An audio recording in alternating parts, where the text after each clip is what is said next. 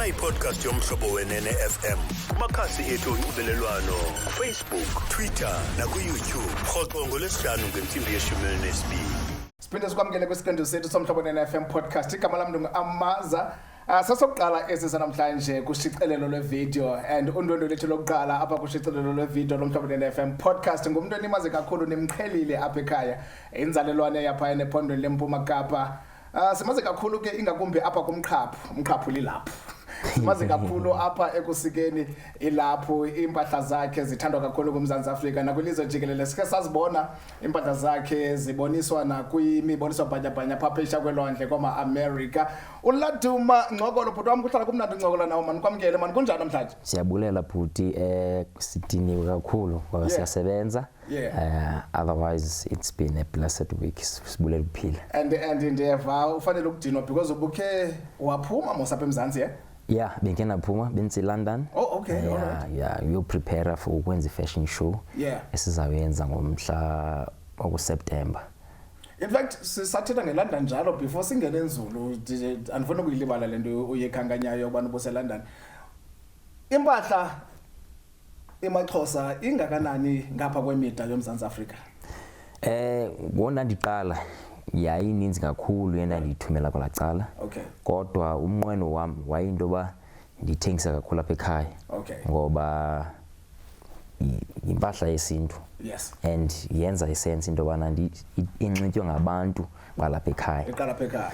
You understand? So kodwa ke elathuba kwakunyanzelekile uba ndilithathe. Yeah.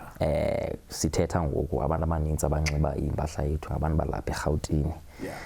Bayi basanda abase KZN. Yeah. Nase Western Cape, naseLimpopo, Phulukwane, nakwamacala eMpuma Koloni of course. Yanona kakhulu apha eMzantsi Afrika. Thandwe kakhulu. Ndike ndabona ibali leMaXhosa, you know, kusithiwa uqala kwakho. One idea ubana man uyawabona lamakrwala anxiba ikaki nentontono sithi no amaxesha ngamanye ngoku. So inspire kakhulu lisiko lesixhosa kunye nobukrwala apha eSixhoseni. Umbone nandinawo ndisesesikolweni eNelson Mandela University. Ndafika ndilikrwala khona ndibe ngayithanda incamncam indlela esasinxiba ngayo. Ndayibona la nto lakaki. Lakaki plus ne-Pringle, ne-Lyland Scott, ne-Navata, sayizi-brands endandicinga uba mna ezoLADUMA into yoba azinasinto enough. Ndacinga uba manikhe ndiyoresearcha ndiyojonga iintsimbi zamandulo emuseum eNelson Mandela Art Museum. Ndafumana ke iintsimbi zakudala zamampondo, iintsimbi zakudala zabaThembu namamfengu. Ndajonga ii-patterns zazo nee-colors zazo. Uqala kwam nje uzibona ndaqonda uba hayi man abantu besintu kudala babanasandla esihle. But unfortunately zange baqhubekeke nesakhono sokwenza ii-patterns nakwezinye izinto yayiphelele nje kwintsimbi. So ndacinga uba mna mandithathe ezaa ntsimbi ndizijike kancinci ndizimodernize ndizifake empahleni kwenzele sikwazi usinxiba isintu every day instead of uba sisinxibe nge-Heritage Day okanye nge-Cultural Day or emasikweni eMpuma Koloni. In fact isincede kakhulu ingakumbi xa usithi ayinayo nenkuthazo esuka kwinto yobukrwala because into yobukrwala ubuyinxiba 6 months uzagqiba uyibeke ecaleni. Ungaphindi uziphathe kakhona ezampahla. Zibe ezampahla ke ziye zambiza umzali for into yobana mawuzinxibe 6 months qha. Umzali ubenomnqweno into yobana umuntu azinxibe beyond for 10 years. For 10 years. But because kule mihla siphila kuwo silulutsha sine-influences ezininzi ze-fashion. Hip hop abanye bathanda upantsula abanye bathanda ezi fashion zikhoyo. And thina sathi make sure into yobana siyazifashioniza impahla zethu kwenzele zizokwazi into yobana zinxitywe nalulutsha nabantu abadala as well. Because impahla can fit in different age groups. But if you're bora and i-brown ayinamibala thina singabantu bangamaXhosa sizingca ngemibala. Yeah, of course. And kwiziduko ezithile kunxitywa ngendlela ezihlukeneyo. Yeah. So sinemibala about 10. And into yombala into ebaluleke kakhulu kwinkcubeko yethu. Ibalulekile kakhulu, and also not just ukushowcase ubuhle besintu. It was very important into yobana preserve culture yethu. Right. Kwenzele ulutsha somewhere in the future xa lilibele lizobona uba hayi man ayikhona igroup ekuthiwa abantu abathiwa ngamaXhosa, abantu abathiwa ngamampondo namamfengu babenxiba ngohlobo. And ndalithanda ibali lakho LADUMA because ibali lakho lisuke ekhaya. Ekuncokoleni kwethu ngenye imini ndiyakhumbula undibalisele into yobana yayingumama okanye yayingumakhulu wayithunga ekhaya. Yayingumama wayithunga ekhaya kanti into yobana laa mtshini wayewusebenzisa usasekhona namhlanje. Usekhona namhlanje. So ukhule umama engumntu nithi kuthiwa kunitha kanene. Kukunitha yamane nenzela ijezi nentontoni. Yeah ekhaya sikhule sinitha. Right. Before athenge kwawuthenga umtshini sasinitha ngesandla. Ndayibona la. Yeah, sikrosha nokrosha. Ikhola era apha eMzantsi kwakuxhaphake iminqwazi eyayikroshwa ne-ring ze-beads ezazifakwa apha eminweni. Isofa kanye Exactly. Umama wasifundisa ukwenza zona sikhule isisonka sethu.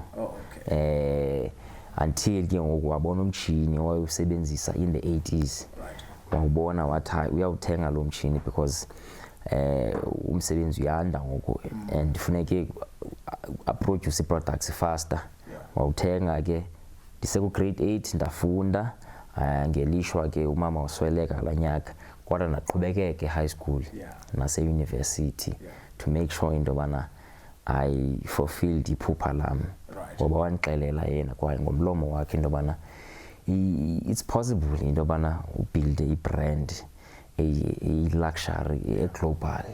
Ngesakhono nje simple abantu abasithatha for granted ekuthiwa kukunita. And lento yokuthanda kwakho ukwenza impahla yinto ke mhlawumbi uthando lwayo olufumene ngelo xesha okanye ayikhona ipiso onyanzeliswa kwalento ungafuni. Yayimeko yasekhaya umama wayengaphangeli kodwa isakhono wayinaso yayingumsebenzi wokwenza icraft.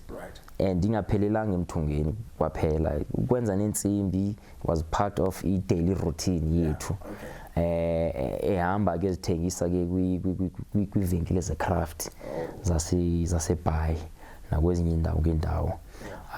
But thina safunda into yobana ikhona icareer umuntu anganayo kule field instead of ba ukhethe i-accounting okanye uba ngutishara okanye uba i-scientist.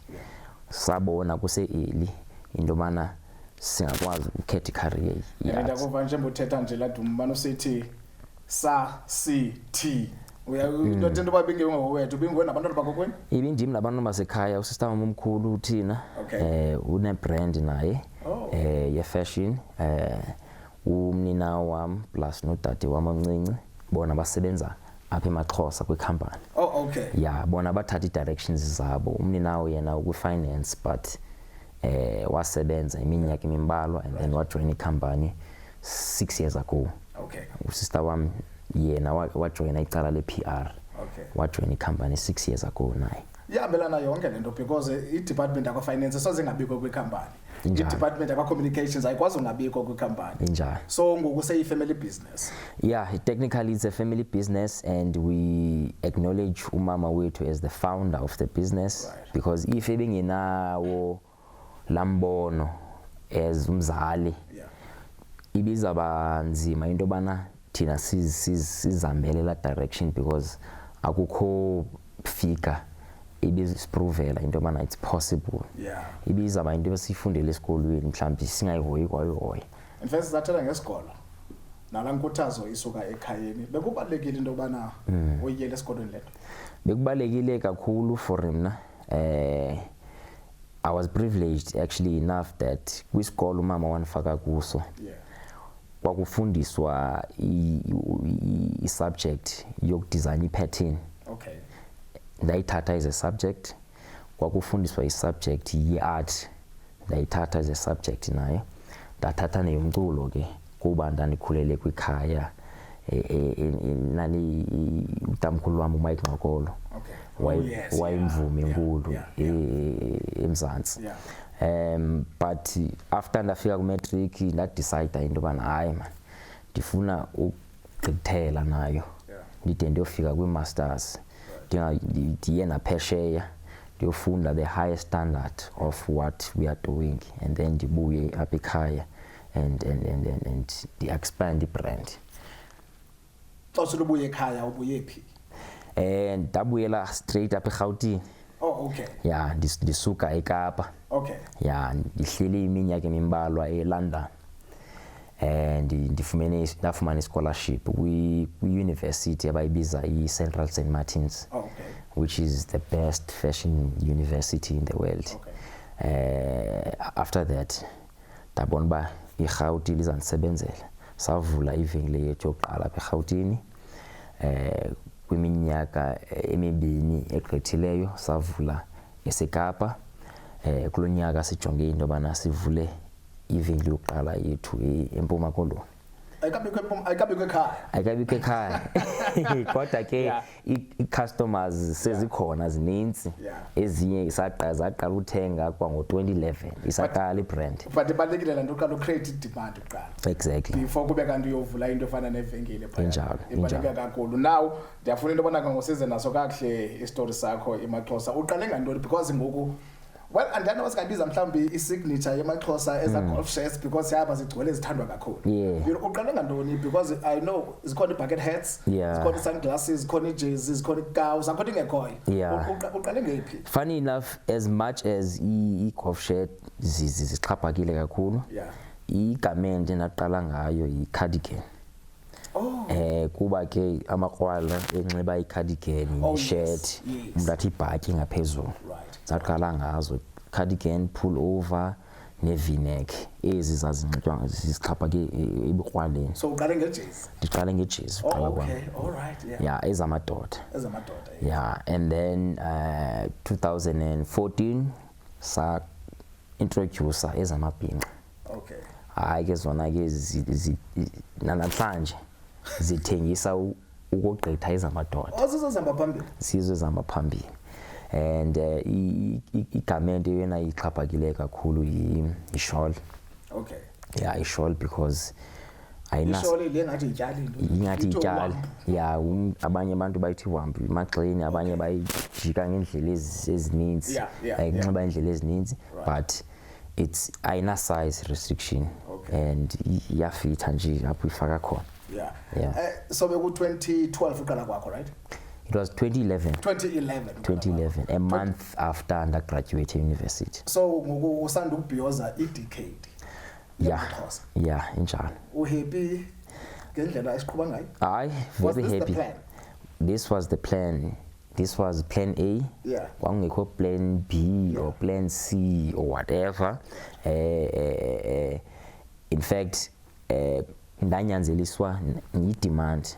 Ndisaphuma esikolweni. Ngoba ndisesesikolweni ndathatha I took part in a international design competition. Ndisenza unyaka wesine. Ndawina apha eMzantsi competition ndaye eLondon and then I took part compete against internationals of all the continents. They represent South Africa. And then ndawina lo competition. Then I got invited by Mandiyothetha conferences as a guest speaker, and that's when i-demand yayo, especially kuqala la phesheya, started happening.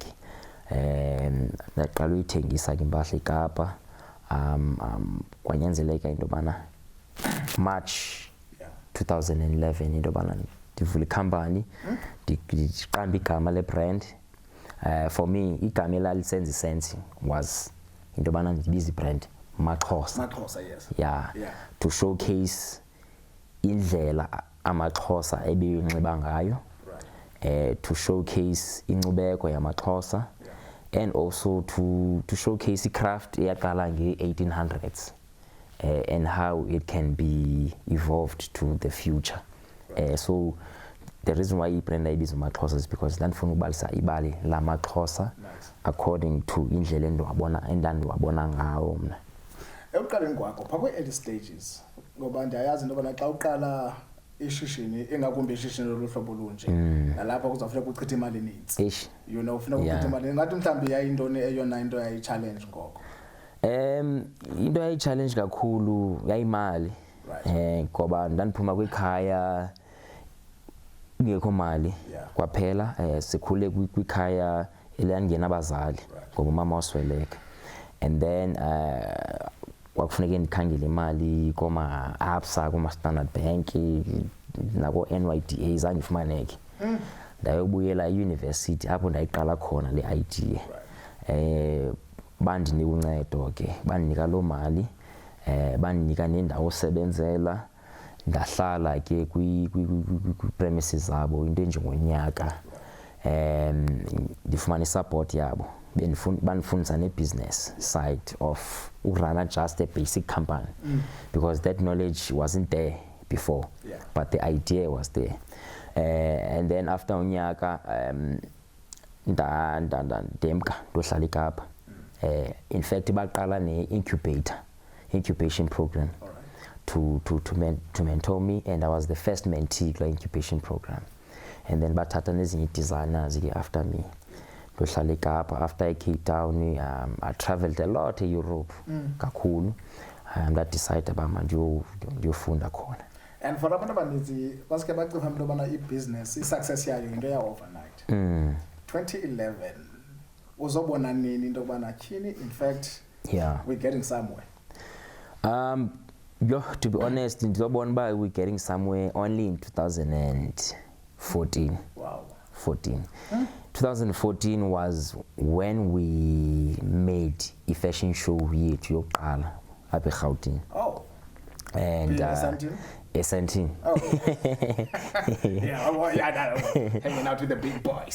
Santo. Esantini ke abantu ke babehleli kwi-sitting yala fashion show ifamily yakwamotsepe nosaziwayo baseGauteng bonke babekhona. Africa Fashion Week? Africa Fashion Week. International, sorry. Yes, Africa International Fashion Week. And ndothuka kakhulu because I wasn't expecting like feedback positive ngola hlobo because ndingwasempuma Kapa ndingwasegqeberha andaziwe eGauteng andihlali apha ndizo-showcase impahla yesintu because njengoba usazi beGauteng kunxitywa izinto ezimodern and nakwimpahla yesintu LADUMA iMaXhosa umuntu akaxoba noba into yamaXhosa because amZulu amSotho amTswana kwakukho la perception into yobana yinto yamaXhosa safumana i-coverage enkulu kakhulu safumana abantu abaninzi abafuna uthenga and that's when we started selling impahla yethu apha eGauteng. After inyanga ezimbalwana that's when I realized bana hey iyahamba ngoku we want to something and you know ngenye ixesha abantu baye bancediswa kakhulu into marketing which is very important you know but phambi tobana kube kanti imarket kwa i-product or i-brand ibalekile into yobana ikwazi ukuzithethelela kwayona before uthethe wena mntu before uthethe bayikwazi into yobana mayizimarkethe yona qala then unothela ngokuncedisa so umcimbi wa-marketing apha kuMaXhosa uye wasebenza kangakanani na mhlawumbi nangendlela zokubana abantu abaninzi ingakumbi kwinto ezinxitywayo bayathanda ukhangela abantu abafana nosaziwayo celebrities nazo so wena ingathi asekwi-strategy somarket MaXhosa ibisesiphi? I-philosophy yethu ye-marketing is that nje umentionile into yobana ukuzenza indoda kufana nokwenziwa abantu kufuneke i-product bayithande before balazi ibali layo bayazi ba yenziwe njani yenziwe ngubani i-inspiration yayisuka phi isebenzele loo nto leyo kakhulu ukuba isasisebenzela nangoku so osaziwayo abaninzi abafana noBrahim Masekela wayibona nje 2011 wayibona nje eKapa wayothetha ngayo estaging abantu abafana uBeyonce ngo-2016 wayibona kwi-museum eNew York wayifota wayifaka kwi-website yakhe And that's when it started attract again. Ungakhange uvule nomlomo wena Ngingakhange ngivule mlomo. Into endanzenza ngakuthetha xa kwi conference. I remember 2014 I-invite kwi conference esi-Amsterdam. Uthetha no Paul Smith la conference. After ngigqiba uthetha Paul Smith ngenye ye-designers mbukele ekhaya. Designers Paul Smith ezinkulu kakhulu. Yeah. So wathetha naye. Yeah, and then kwaba kwi-queue kule conference yabantu abafuna uthenga. And fortunately bathi kula conference mandize ne-items zothengisa. Oh, okay, nice. Saphatha about 50 to 60 items. Zathengwa within a few days zaphela. Sabuya sesinesuitcases kusetyenziswa i-euro. Oh, so what do you say? Saphike siphethe euros. Yeah, and thina kwicala le-marketing benganyanzelekanga uba sisebenze kakhulu. Okay, nice. Kodwa ke kwicala lokubalisa ibali lenkcubeko yamaXhosa le ndlela esiyenza ngayo of the fact that sithatha iwuli ephuma egusheni nasezibhokhweni si process and then si convert to ijezi was ibali abantu balithanda kakhulu laba fascinate abantu, which made people buy the products. That was our marketing strategy, to make sure that we tell the story of the product, umntu afumane perception in the man they're gonna get good value out of it. And for ever since it has been working like that. In fact, it has ever since, because last year 2021 2020 coming to America too. Edimafi. Yeah. Nifike njani nifikelele njani phakula mboniso bhanya. The opportunity coming to America too yafika ngo 2019. Way before lockdown. Safonelwa ngabantu be-production yakhona. Umama lo wenza i-styling for i-production. Wayesifuna ke phofu na kwi-Black Panther. Oh. The year before that, kodwa zange sikwazi uqhagamshelana. Wathi make sure that when coming to America uyasifeatureisha. In fact, samnceda kakhulu because samenzela ne-garments inoba about 200 garments. Sazithumele e-LA wapho kokushutela khona. Izophuma ngifilm last year, like 3 years after yayishutiwe. So ngokuqinisekileyo mhlawumbe kuye kwakhona nomahluko nakwi-sales after coming to America too? Wabakhona kakhulu. That side that is overseas. Yeah, abantu bathenga online. I-market yethu enkulu phesheya outside of apha eMzantsi is New York. And as you know, in New York, that's where a lot of popular people live. Abamnyama, we entertainment. Right. So i-market phaa kwalacala noko ningenile kuyo? Yeah, no, singenile kuyo. MaXhosa yenza njani eAfrica? Africa. Central South Africa is Africa, but Central apart from South Africa, Africa. Yeah, no, bakhona nje abantu abambalwa abacholacholayo abasuka kwindawo ezifana noma Morocco na kuma Nigeria, maninzi kakhulu eGhana. Ngabantu abahlala kuma Europe, but ngabantu basuka eGhana. Okay. Bakhona nase Mozambique, nase Namibia, abantu abafana batravelishe from their countries nakuma Botswana bazothenga special mna go to the same day, you know. So that's how hungry people are to wear like something that is uniquely South African. Ndifuna sike sinqobole ke ngomcimbi we-pricing. Yeah, kuba ndaba xa sisenze izinto sizenza with i-audience okanye i-target market ethile in mind. Yes. Kwa fashion masithethe ngempahla. Kwa fashion into ye-pricing niyijonge njani? You know, to have a price tag on the table. Yeah, ndizaba specific. Okay. Ngizothi kwa fashion but kwicala le luxury. Okay, yeah, luxury please. I-luxury yona is more impahla eyenziwe ngematerial eludidi oluphezulu. Okay. Imaterial ke oludidi oluphezulu njengoba usazi iba lixabiso eliphezulu kakhulu. Kwa imaterial ngexabiso olithenga ngayo iyakwazi uba yiprice ye-golf shirt ye-brand efana ne-Lacoste for instance. ayikenziwa kwakwenziwa igarment. So into esiyenzi siyayicosta everything, but kweli nani lempahla sizawulenza siyazilimita kakhulu. Okay.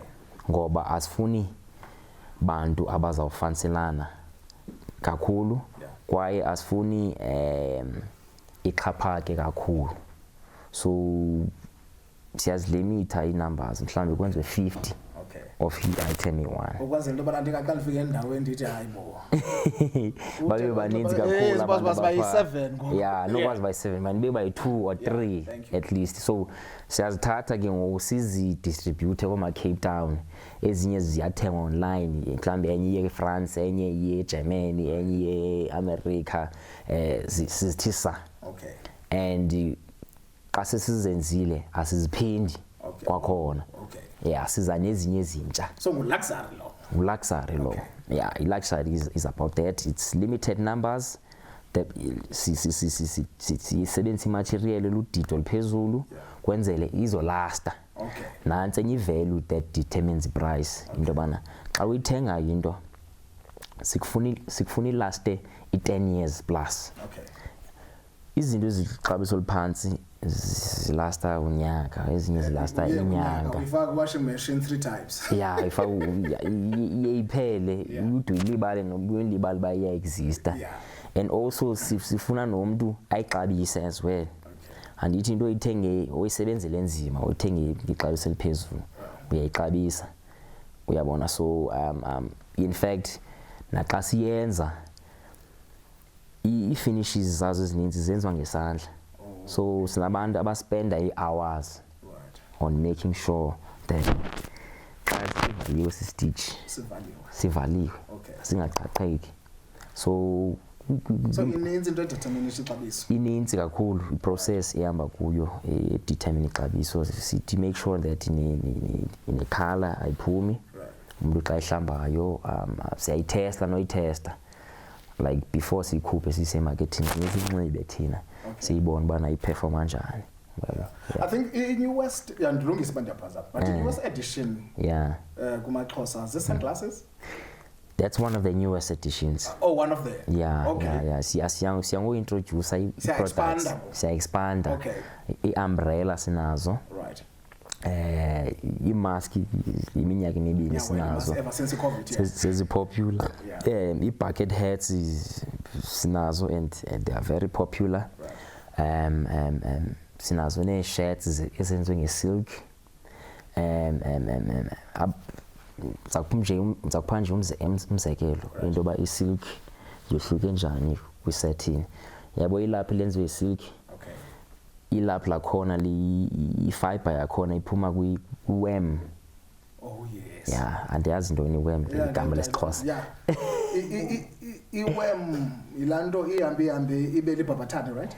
Yes. Okay. Iyo kanye le. Lanto iyikhuphayo. Ilanto iyikhuphayo njengesigcawu. Njengesigcawu, yes. Ikhupha i-thread, so kuthathwa eza threads ke from billions of worms kudityaniswe kuweave lapho. I-silk ke xa uyinxibile uba ngathi awunxibanga nix, like i-light and ipholile. So ngenye yamalaphu esiwasebenzisayo for ukwenza i-garments. So siye si-expanda kwamalaphu afana ne-chiffon, kwamalaphu afana ne-linen, ne-cotton. Actually i-latest garment yethu i-gown. Yes. Yes, bendibonile somewhere. Yes. I-gown yenziwe ngomqhaphu ke. I-cotton siweaver eCape Town. And i-gown yethu ke is reversible. Iyakwazi uyijika ngaphandle nangaphakathi. So isawungcola ngaphandle uyiguqula. Yeah. Oh, okay. No, nice. So nilapho ngoku into i-gown si-sleepwear or sifake thina kwi-homeware yasendlini. Oh yes, yeah. Yeah, but abanye abantu ke sebeconfirmile into yoba bazayinxiba bona kwi-events nentoni. So iyanxibeka kwi-event? Iyanxibeka. Choice yakho, imali yakho ithenge ngokwakho. Besibone uKelly Rowland ngoba elapha eMzantsi last week. Ukhona umuntu ebemthengele igown. So ebinxibe igown kwenye event. Benxibe igown. Yeah. Yeah. mhlawumbe singabona usiya kwinto efana nesihlangu sisenza nalapho enye ye policies ze brand yethu kuba sinemnqweno yokuqasha abantu bethu so far siqashe abantu abayi 120 and we are anticipating that lo nyaka sabe kusiku 200 going to 300 so national national yeah so sikhangele i-manufacturers ezi-local that can do the best quality products for us so sesizifumene already zezihlangu so sisa experimenta with a few samples. Okay, so izihlangu zizawuhambelana kunye andazi bizwa ntoni nibiza ntoni lento nityayo okanye ibhlukwe ke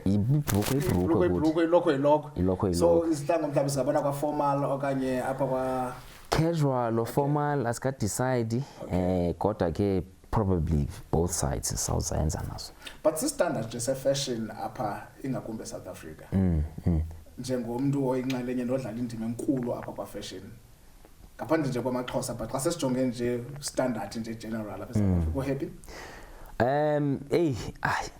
andifuna uxoxela ndikabi happy sisaya pho siyakhona nathi asikayazi basiyaphi kodwa i-industry fashion i-industry enkulu kakhulu abantu bacimba bana kwi-fashion ungayi-fashion designer kwaphela iphelele apha zininzi i-careers umuntu angayi-manufacturer umuntu angayi-engineer yamalaphu okanye abe yi-engineer yempahla there's a lot of careers kufuneka kuphele laa nto into abazali xa usithi ufuna ukwenza ifashion bavele bathi hayi awunokwazi uthunga ufundile wenze i-degree it's not about ukuthunga ininzi imali eyenziwayo kwi-fashion it's just that i-fashion eninzi iya-import apha eSouth Africa ayisa-manufacturishwa kakhulu umsebenzi wezandla usabalulekile kakhulu nawo because i-luxury is very much about umsebenzi wezandla and bakhona abantu baninzi abantu abanezikills zokusebenza izandla qha kufuneka bayithathe serious and then i-support ye-fashion eyenziwa apha ekhaya uhappy so far kunami icala ndi-happy mna kakhulu because mhlambi ungomnye wabantu abaye babalwa because kukhona into enizofika mhlambi kusithiwa hayi bonjani iMaXhosa ize nee-prices ze-brand yase-Paris you know abajonge nojonge iquality kwanye into the fact that yenziwe apha ekhaya bacifa into yobana ayinawuba kwi-standard C1 okanye mhlambi compete ngokwe-prices kunye ne-brand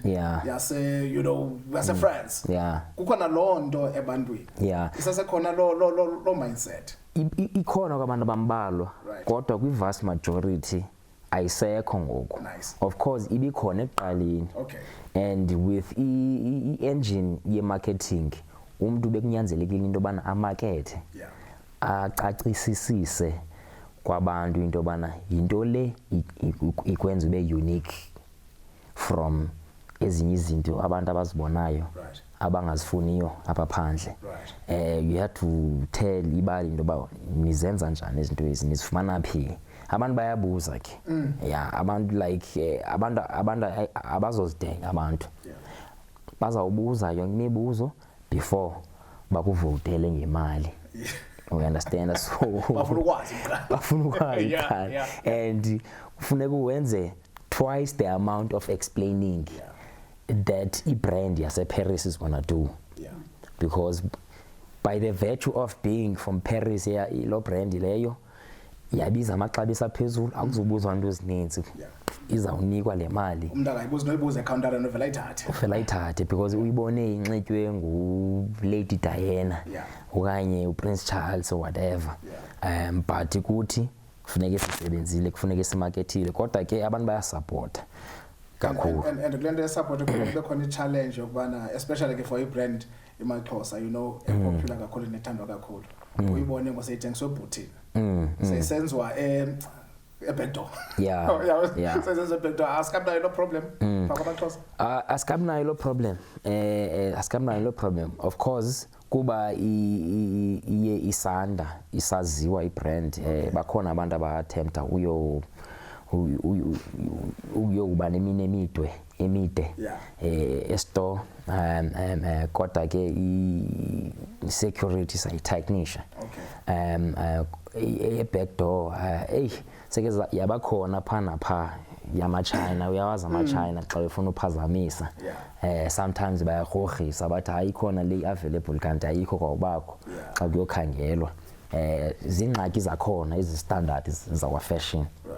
So ndinomdla ubona nje uLaduma xa zihambela emall ngoba kuseBay West eBhayi okanye pha eGreen Acres udibana nomuntu onxibe iLaduma uyithini uyazi-introducer okanye uthi thank you okanye uvele ujonge kude uhambe ugqithe kodwa umuntu onxibe ibrand I'm sure banintsi abantu odibana nabo abanxibe ibrand ekuqaleni ndandingayikholelwa it was too good to be true especially umntu wakokwenu from your hometown enxibe ijezi enamachamba eziva uqonde yo and unxibe ijezi with pride and nabantu bemjongile ba yo no uzimisele ubhutiza bendiba approach ndithi enkosi kodwa ke in most cases disintroduce in most cases abandazi of course abandazi so ndayeka ngoku ndayeka at all I don't bother anymore because for me I appreciate the fact that kumuntu wasekhaya lona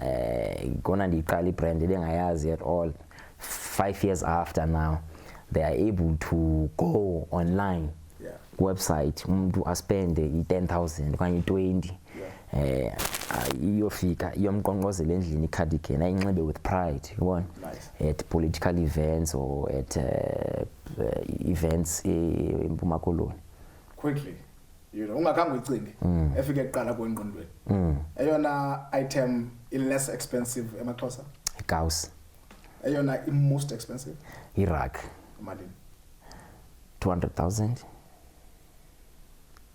irag leyo lala i-carpet imat okay and then ikausi ikausi is 250 only imaski is 600 ngoku what else do you want for iMaXhosa ubeka phambili iphupha lethu into yobana si create more imisebenzi abekhaya sinemibono into yobana sibe nezitores eDurban sibe ne-store as I said eGqeberha na sibe ne-store eParis nase-London nase-New York we are working on that. We're gonna do a pop-up in London in September and then do a pop-up for the fashion thingy for the fashion show. We're gonna do a pop-up in New York in September.